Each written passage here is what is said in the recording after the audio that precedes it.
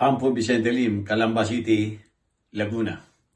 Isinagawa ang palitan ng mga Chief of Police sa PRO Calabarzon bilang bahagi ng Personal Management at Professional Career Development.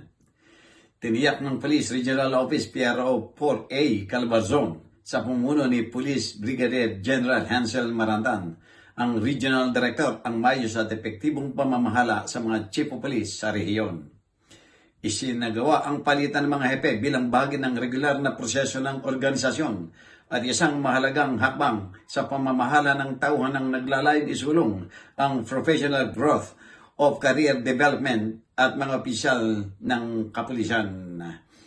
Ang layunin ay mabigyan ng mga opisyal ng mas malawak na oportunidad upang higit pang mapahusay ang kanilang kakayahan sa mga police operations, investigations at community relations.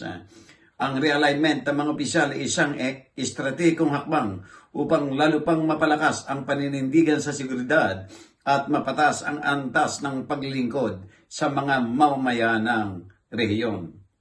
Jojo Cesar Magsumbol Gulat para sa journalnews.com.ph.